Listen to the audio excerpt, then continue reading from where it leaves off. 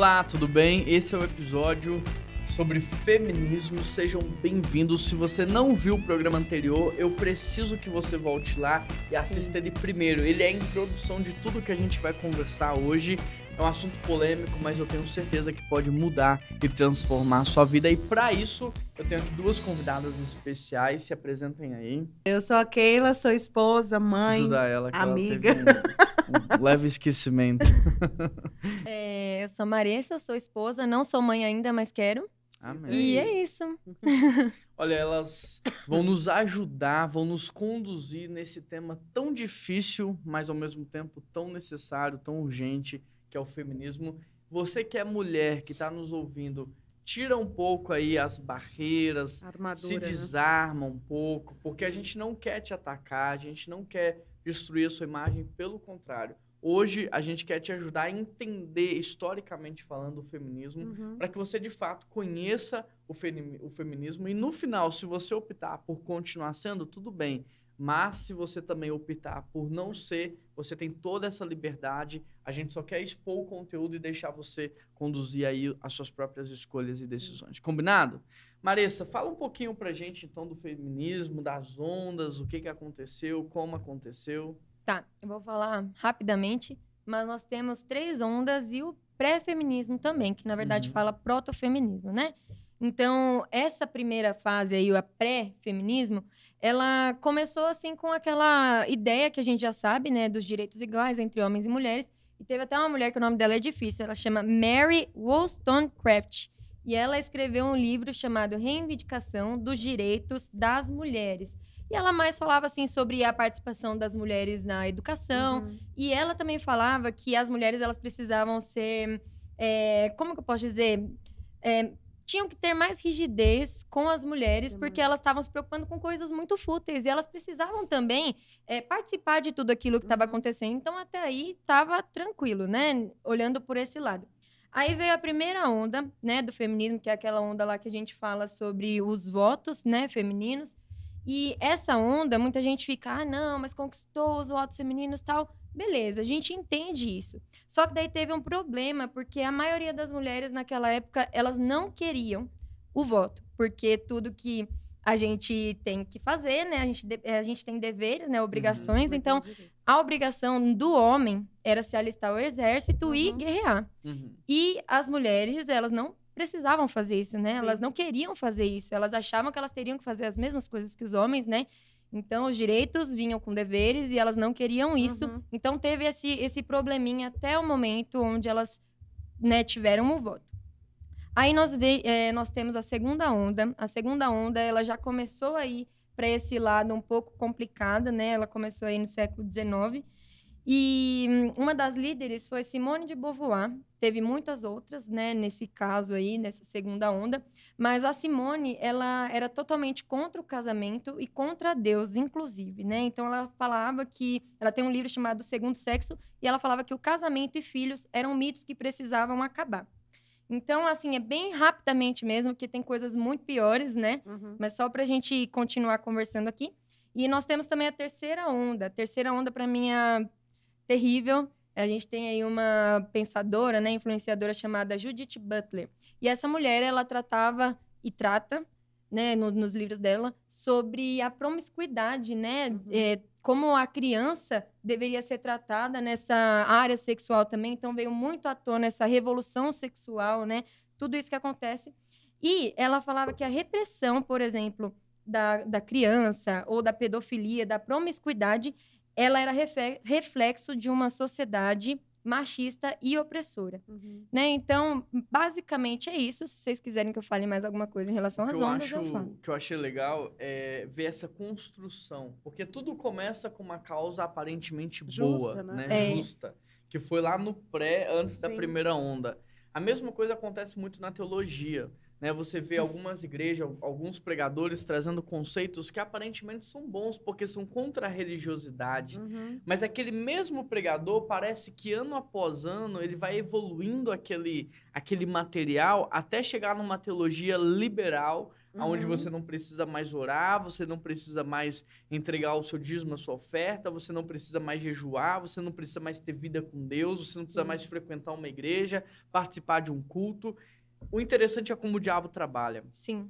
Porque ele começa de uma maneira muito agradável, muito atraente. Claro. E se não houver discernimento espiritual, você vai sendo conduzido e levado. Por quê? Padrão de pensamento modela comportamento, comportamento gera habitação espiritual. Depois, Má, você falou dos direitos, né? Que as mulheres queriam ter os mesmos direitos que os homens. E a grande pergunta é, será que, de fato, todos os direitos que os homens têm são bons para as mulheres? Que é quando você responde a questão da guerra, né? Sim. Das obrigações. Nem tudo que é bom para o homem é bom para a mulher. E nem tudo que é bom para a mulher também é bom para o homem. A gente tem muito esse conceito de igualdade, mas... Não tem como ser igual. Não tem, porque as Todos pessoas somos são diferentes. Todos têm privilégios em algum momento e todos também não têm privilégios em algum momento, né? É isso. Então, enquanto você estava falando isso me veio na mente, né? Eu acho, gente, que tem uma questão muito complicada do feminismo, que a gente fala, mas as mulheres se defendem, mas na verdade não, né? Boa. Isso é um ponto. O feminismo, ele não te protege. Ele te protege até o momento em que você está apta a aceitar tudo que eles falam. Apta ou apto, né? Porque tem os feministas também hoje em dia. Então, ele não te protege. Até um tempo atrás eu mostrei um vídeo que fala de uma passeata que estava tendo no momento ali uma passeata a favor do feminismo, né? Então, um homem foi lá e bateu numa repórter porque achou que ela estava indo contra o que eles estavam fazendo ali. Só que ao invés das mulheres que estavam ali protegerem a repórter... A outra mulher, que no caso elas protegem as mulheres, mas na verdade elas não protegem coisa nenhuma. Ao invés delas protegerem, elas protegeram o homem, porque o homem estava a favor. Então, na verdade, é um movimento ideológico. Se você não aceita tudo aquilo que elas falam, então, desculpa, você é descartada e você não serve para ser feminista, você não serve para ser mulher e você deveria ser descartado. A mesma coisa a gente vê acontecendo hoje, né, o país está polarizado, então, por exemplo... se você for contra, tudo bem, eu sou a favor disso, mas sou contra isso. Aqueles que se dizem, né, que abraçam os pobres, os carentes, os oprimidos, na verdade, se você é um oprimido e é contra o que eles pensam, você não vai ser protegido e acolhido por eles. Você vai ser descartado. Porque a questão não são as pessoas, mas é a ideologia. É a fome de poder, é a fome de domínio. Exato. E você pode até falar que, não, mas eu sou uma feminista, mas eu não concordo com o que tal pensadora fala. Mas é a mesma coisa que eu olhar para a Bíblia e falar assim, eu sou cristã, mas eu não concordo com o que Jesus fala, eu não concordo com o que Paulo fala.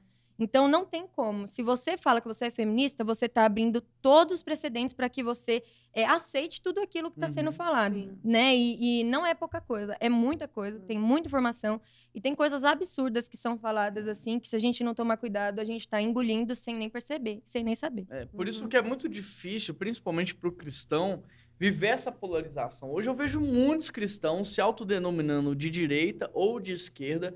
Eu acho errado, eu acho que a gente tem que ser cristão, bíblico, porque os dois lados, né, tem os fatores... seus prós e contras, né? Isso, os dois lados têm. Então, a gente tem que ser bíblico, a gente tem que ser cristão de fato e seguir os ensinamentos da Bíblia. Hoje eu vejo muitos cristãos falando, eu sou calvinista, eu sou de fulano, eu sou de ciclano. Cara, a gente é de Jesus. Amém. Então, é muito complicado hoje a gente assumir outra identidade que não seja a identidade do cristianismo. Exatamente. Hoje, recentemente, eu vi um amigo também dando entrevista na televisão e ele citando, olha que legal, glória a Deus, porque fulano de tal, um teólogo, foi citado em rede nacional. Poxa vida, não é um fulano de tal que tem que ser citado, é Jesus Cristo, né? Exatamente. A gente não tem que se gloriar porque a gente está trazendo fama para fulano A, fulano B, a gente tem que trazer fama para Cristo, para o Evangelho. Então eu vejo assim, o mundo muito perdido, os cristãos muito perdidos, as mulheres buscando defesa no feminismo, sendo que a Bíblia já te defende, né? O cristianismo te defende, Jesus Cristo te protege, é Deus que te protege. Então, eu acho que por engano as mulheres estão se envolvendo nesse movimento sem saber de fato o teor e tudo que está por trás. Né? Mas se você pudesse deixar uma dica assim, para as mulheres estudarem mais, o que você falaria para elas? Lerem esses livros de uma maneira crítica, ouvirem alguma coisa? O que você acha que elas podem fazer para entender melhor o feminismo? Eu acho que tem que ler, estudar história e também pegar esses livros e ler, não de forma crítica, mas leia mesmo, para você aprender. E com certeza, se você realmente é cristã e até se diz feminista, você vai olhar para aquilo e vai falar assim, não é possível que eu defendo isso. Entendeu? Então, vale ler, porque é muito fácil a gente pegar e falar o que a gente recebeu na escola, o que eu recebi das minhas amigas. É fácil a gente falar, porque você não teve... É moda hoje ser foi feminista, fácil. né? É moda ser feminista. Então, tem aí um monte de atriz falando, não, mas é sua obrigação ser feminista. Você está fazendo um desserviço se você não é feminista. Então, a gente acaba tendo essa opressão de tipo, então eu tenho que ser feminista? Não é assim.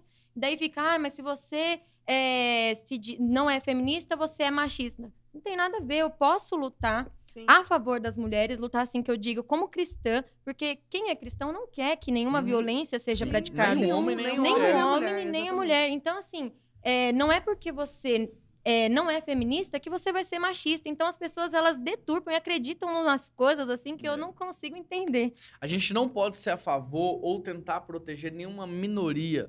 Porque sempre que a gente tenta proteger uma minoria ou favorecer uma minoria, a gente cria outra, né? Então, a nossa ideia não é em torno das minorias, a nossa ideia é em torno de fortalecer as famílias.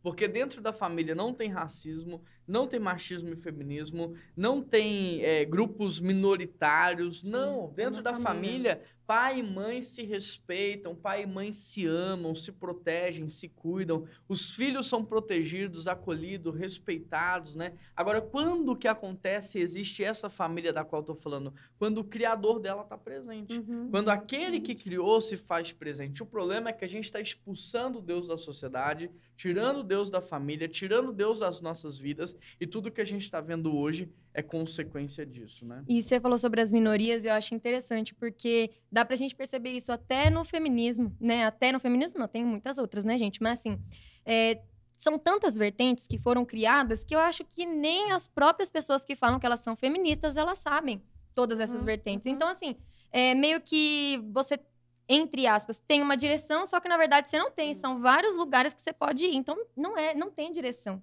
Né? Então, o único que aponta o lado certo é Jesus, que a gente sabe que correndo para ele tem o caminho certo pra gente. O que é ruim ser feminista, Marissa? Nossa, tem vários pontos. O que é ruim ser feminista, eu acho que, para mim, o principal é a destruição da família, né? Porque quando a gente sai fora dos padrões de Deus, a gente vai pro lado da destruição. E é isso que a gente vê hoje, né? Nas famílias, as famílias sendo destruídas, né? E o que eu acho interessante também, em relação ao feminismo, é que a gente fala que a mulher é o centro do feminismo, né? Só que, na verdade, nos livros das feministas, até Simone de Beauvoir, ela fala que a mulher, ela não existe. Que a mulher, ela é uma construção social. Então, se a mulher não existe, por que a gente usa a mulher como trampolim para isso? Né? Então, diante disso, ela colocou uma semente aí, não foi ela, né? Foram outras mulheres antigas, mas ela também impulsionou essa questão da ideologia de gênero, que é algo que está nos afrontando hoje e está afligindo também as nossas crianças, né? Você vê que é uma construção. É uma construção. Se lá atrás tivesse chegado com a ideologia de gênero, não teria propagado dessa forma. Mas começa a partir de diálogos e conversas agradáveis, atrativas, e você vai vendo a destruição, né? Você falou assim, que o ruim de ser feminista é a destruição da família. Sim. Eu quero acrescentar a destruição da beleza feminina. Sim. Também. Porque da identidade feminina. Né? as feministas, elas se destroem, né? Eu não sei o que passa na cabeça delas, mas elas se destroem esteticamente falando. Elas se destroem enquanto características femininas, né? Então, eu vejo claramente esses malefícios, né? A destruição da família, a destruição da beleza feminina e a destruição das características femininas. E você, Keila? Não, eu acho que é bem isso, a destruição da identidade mesmo da mulher, né? Eu acho que o feminismo, ele hoje é tido muito como uma justificativa. A mulher que tem a sua imagem deturpada, ela está tentando se encontrar em alguma coisa e por ela não querer colocar isso diante de Deus, ela coloca... Antes a gente tratava isso como em resposta ao outro, né? Então as feministas começavam a falar: não, eu não dependo do homem, né? Eu não dependo de uma outra pessoa para ser feliz, eu mesmo me basto. Então, mas na verdade você não se basta. Então o feminismo é só uma justificativa, e uma justificativa muito rasa, muito fútil, de tentar colocar algo no lugar de Deus. Então assim, a destruição da sua imagem de mulher, porque Deus te fez assim com um propósito, porque ele tinha um objetivo. Sim. E assim, a nossa satisfação de entender isso. Qual é o problema? Deus me criou, e qual é o problema de eu traçar o desígnio que ele fez para mim? Não tem problema nenhum, gente. O problema é que a gente pensa o quê? Que se eu sou sendo obrigada a fazer algo, isso tá tirando a minha liberdade, mas na verdade é aí que eu encontro a minha liberdade, né? Então eu acho que o feminismo ele vem trazer justamente essa destruição da imagem da mulher, né? Na família, na sociedade como um todo. A mulher, ela tá dizendo, né? Eu quero poder, eu Sim. quero liderar. Mas vamos lá, uma mulher casada, que tem família, que tem filhos, ela não precisa de mais poder. Ela nem vai querer mais poder. Ela já tem tanto poder, ela já tem tanta coisa para fazer, ela já tem tanta atribuição, que pra que ela vai querer mais? Na verdade, ela vai falar assim, não, eu quero um pouco menos, eu quero... Eu falo muito isso com relação à submissão, né? Tem muitas meninas que chegam pra mim e falam assim, mas eu não quero me submeter, porque eu não quero ser mandada, porque eu não quero ter alguém... É como ver aquela questão de opressão mesmo, me oprimindo, né? Mas, gente, a submissão, na verdade, ela é um privilégio. Eu tenho uma tranquilidade imensa de ser submissa ao meu marido, porque eu sei que o direcionamento está vindo dele, eu sei que é aonde Deus está nos direcionando, é aonde Deus está nos guiando. Então, isso traz uma leveza para a vida, isso traz uma tranquilidade diante das coisas, que ressignifica tudo, entende? Então, assim, ele está tendo um direcionamento e ele sozinho não daria conta. Eu sei que Deus está usando nós dois, a unidade, assim como ele estava usando Adão e Eva para construir ali o seu jardim e ter paz e ter harmonia, é o que ele quer fazer na nossa vida e que ele quer fazer na sociedade. E quando a gente vem com essa justificativa de que, eu não quero, é porque você não compreende o que é mesmo a submissão e o quanto ela é libertadora para nós, né? E a submissão, ela liberta realmente. Com certeza. Né? Ela liberta a gente de querer que tudo seja feito do nosso jeito. Exato. Então, a gente geralmente nos colocamos no centro, mas na verdade não. É bom você ficar também. Não atrás, né? Mas, sabe, sair dessa questão de meu ego tem que ser exaltado o tempo inteiro. Não é assim. Em nenhum âmbito da vida vai ser assim o tempo inteiro. Então, você vai viver numa angústia se você viver dessa forma. Exatamente. Todos nós somos submissos. Sim. Todos nós. Então, o homem, ele precisa ser submisso a Cristo, abrir mão do controle, deixar Cristo dirigir, ser o Senhor da vida dele. E quando esse homem, não machista, mas o homem de Deus, dirigido por Deus, assume essa postura, a mulher naturalmente se entrega. Por quê? Porque que mulher não vai querer ser submissa ao marido que a ame como Cristo amou a igreja a ponto de morrer por ela? Então, hoje, muitos homens pensam que mulher gosta de dinheiro e de luxo. A mulher gosta de estabilidade, de segurança. Então, quando eu morro pela minha mulher, eu estou gerando um ambiente de segurança para que ela descanse, para que ela se entregue, para que ela viva os melhores dias da vida dela e cumpra o propósito dela na Terra. Então, repare que o papel do homem na vida da mulher é aperfeiçoá-la. É apresentá-la de maneira perfeita a Deus e potencializá-la para que ela cumpra o papel dela na Terra. Quão libertador isso é na família, quão poderoso isso é na família. Pode falar. Se a gente for pensar, a forma que Deus faz, as coisas se completam, né? Eu não sei, Maressas, como que é a visão das feministas com relação ao relacionamento feminista e pai, e ao seu próprio pai. Eu nunca entendi, nunca observei. Mas se a gente for pensar, quando a gente está debaixo ali da proteção do nosso pai, nós somos submissos a ele. Por quê? Porque a gente tem a segurança ali, né? Então, Deus institui o primeiro homem para exercer essa autoridade sobre a nossa vida, esse direcionamento, é o nosso pai. E eu não vejo as mulheres se rebelando contra o seu próprio pai, né? Porque entende a posição do pai, a responsabilidade do pai, entende o amor, entende ali a compreensão do que ele faz por ela. E quando a gente casa, a gente só transiciona isso para o homem que Deus direcionou como nosso esposo, que vai estar dando continuidade a esse movimento. Então, esse movimento de segurança, de estabilidade, é uma forma de Deus permanecer né, na nossa vida e nesse direcionamento aí, e que é o que nos mantém seguras, e que é o que nos mantém no trilho, que é o que nos mantém com a potência de pensar, então, em outras coisas. Ok, eu tô segura com o meu marido, eu tô numa vida estável, eu tenho alguém que me dá suporte, que me potencializa, então agora eu vou ser tudo aquilo que eu posso ser. Né? Então, eu não sei se tem alguma visão assim do feminismo com relação a isso, mas eu acho que se você compreende que o seu pai é uma autoridade, por que não entender que um homem também pode exercer da mesma forma, sendo direcionado por Deus, se entregando, né, da mesma forma? Eu acho que o certo seria esse, mas nem sempre a autoridade é vista na família de forma boa. Então, às vezes, essa mulher, ela cresceu sem o pai. Sim. Ou às vezes o pai era um abusador. Na maioria das vezes. Na maioria das né? vezes. Então, onde ela vai se achegar? No que tá Exatamente. mais próximo que ela acha que vai defender ela, que no caso ali é o feminismo. Aham. Mas na verdade não é isso, né? Então, assim, muitas vezes o feminismo ele não vai ajudar essas pessoas. Uhum. Então, quantas pessoas que estão com necessidades, né? Às vezes elas estão sendo massacradas, violentadas. E às vezes o feminismo não chega nessas pessoas. Sim. Quem chega? A igreja muitas vezes está Ah. lá.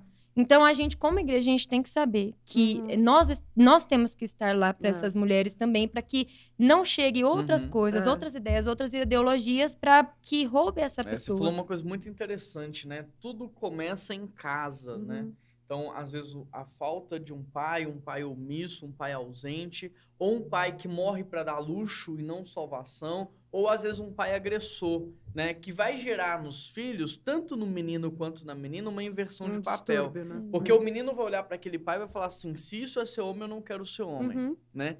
E aí, quem protege ele muitas vezes? A mãe. É. Quem protege a menina Vira de um pai referência, agressor? né? A mãe. Então, vai se identificar com isso. E o diabo aproveita dessa identificação para trabalhar e agir. Então, a cura também é em casa da sociedade. Sim. Né? A cura está em casa, onde? Quando os homens abrem mão do machismo, se voltam para Deus, param de trabalhar 24 horas para prover luxo e começam a ser mais presentes, Sim. mais intencionais. Morrer para salvar, né? Morrer para gerar Exatamente. espiritualidade, Morrer pra salvação, cura, né?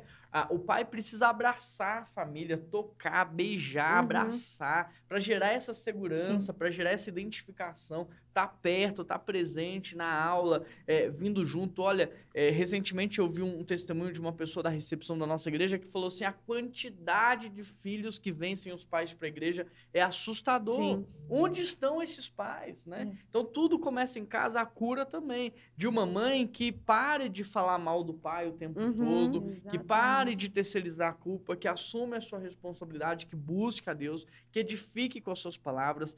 De um pai e de uma mãe que agora juntos vão pastorear os seus filhos, juntos vão discipulá-los, aí verá a cura na sociedade, porque cidade é consequência de família. Sim. Então, da mesma forma que o diabo foi lá e Deus criou o primeiro homem, ele atacou o primeiro homem, depois Deus criou a mulher, ele atacou a mulher, depois Deus criou os filhos, ele atacou os filhos, também a gente precisa entender que a solução de tudo isso está nessa mesma ordem de fator. Nós, homens, precisamos pastorear as nossas famílias, as mulheres precisam cooperar com essa missão que Deus nos deu e juntos, então, a gente Direcionar gerar os nossos uma filhos, né? Uma nova próxima geração mais saudável. E Satanás sabe que ele precisa destruir a família, né? Então as coisas foram vindo assim tão devagarinho e agora a gente, entre aspas, mal percebe, né? É muito fácil você achar que não, tá tudo bem, né? Mas ele tá tentando isso desde o Éden, destruir as famílias, né? Então a gente tem que lembrar que tem que se posicionar a respeito disso. Sim. Tem alguma coisa a mais que você trouxe, que você gostaria de falar antes da gente encerrar esse episódio?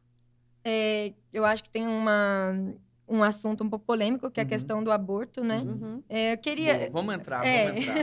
Ou quer deixar para o próximo episódio? Você que sabe. O que você acha? Não sei. Vamos entrar, eu acho vai, mais fácil. Já aqui. jogamos a bola. Assim, na verdade, né, eu vou falar um pouco o que eu acho sobre, daí eu acho que seria legal até vocês falarem.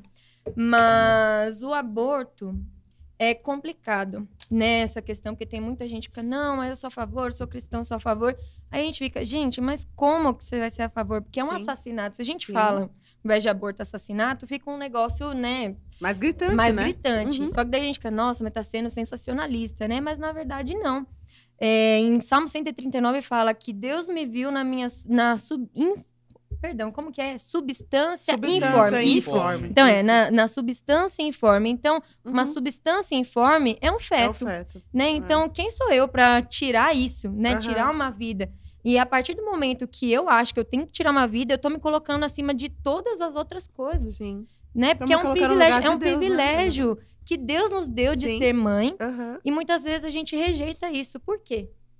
Entendeu? Então, eu queria saber de vocês Tá. também a respeito disso. Então vamos lá. Não se resolve uma dor com outra dor. Uhum. Não se resolve um erro com outro erro. Não se resolve um problema com outro problema. Exato. Tudo bem, pode ter acontecido um acidente, você não esperava. Você pode ter sido abusado, abusada, pode ter sido agredido. A gente não sabe em qual circunstância aquela criança foi Foi gerada. gerada. Mas não se resolve um problema com outro. Você não Exato. resolve um erro com outro. Então, você pode carregar, às vezes, a dor de um abuso. Mas já pensou você carregar a dor de um abuso e ainda carregar a dor também de um assassinato, de um aborto? Porque você tem um aborto natural e espontâneo, tudo Uhum. bem, não foi culpa sua. Mas o aborto que foi intencionalmente planejado e praticado, você teve culpa nesse processo, você Sim. tirou uma vida. Então, vale a pena carregar duas dores se você pode carregar uma?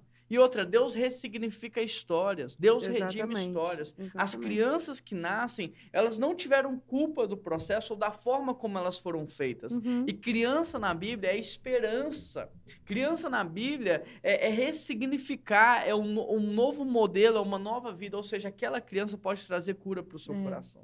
Às vezes aquela criança vai trazer cura Sim, para sua restaura, dor, né? ela vai restaurar você. Então a minha opinião é o seguinte, não importa a forma como a criança foi feita, mas se ela foi gerada, ela merece viver, A ela oportunidade merece de viver. viver. Sim. Né? Porque se não fosse assim, muitos de nós não estaremos aqui. Exatamente. Exatamente. É fácil você falar quando você já tá vivo aqui, né? Exato. Exato. Então, muitos de nós que estamos vivos hoje, não fomos planejados pelos nossos Uhum. pais, nascemos num contexto de luta, de dificuldade, de pobreza, de miséria, mas graças a Deus que os nossos pais persistiram diante da dor, da luta, da miséria, da pobreza. Graças a Deus que eles não nos abandonaram, porque hoje nós estamos aqui, né? Então, se você não tem condições, peça ajuda. Se você não tem condições, entregue essa criança para alguém Sim. cuidar. Entrega lá para os órgãos especiais, para os órgãos de Tem relevância. tantas famílias, né, Tem que não tanta têm gente. Pois a é. possibilidade de ter, e que estão clamando aí por uma criança, por um Exatamente. filho para gerir, para adotar.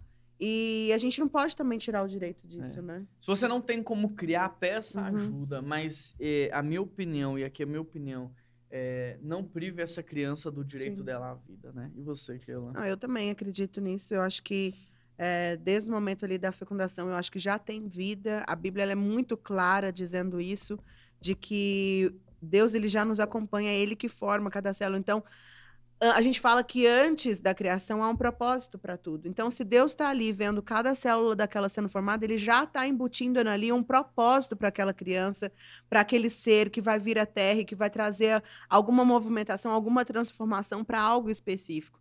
Então, quem sou eu para me colocar no direito de Deus de tirar ou dar a vida para Uhum. alguém? Eu não tenho esse poder, né? E eu acho que essa questão que você abordou é muito nítida. Ok, às vezes foi por uma situação difícil de ser trabalhada, mas para Deus não há impossíveis, né? Ele pode ressignificar todas as histórias, tudo aquilo que acontece sobre nós.